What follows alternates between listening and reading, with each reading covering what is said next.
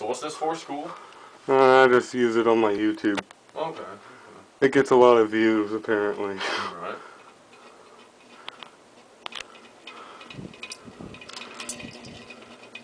I guess people like ceiling fans.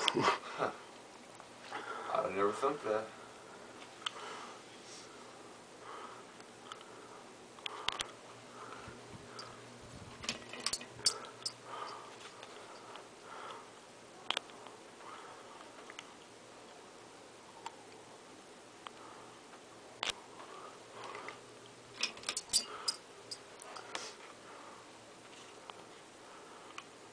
You ever seen a hookah pipe like that from Afghanistan? Well, that's cool. That's what they smoke their tobacco out of.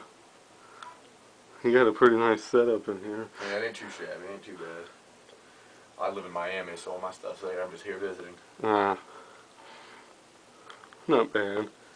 You still play Super Nintendo? Actually, I broke it out the other day, man. Somebody actually broke in and stole my PlayStation 3 last week. That sucks. Yeah. So, but I still got my Xbox and shit down in Miami.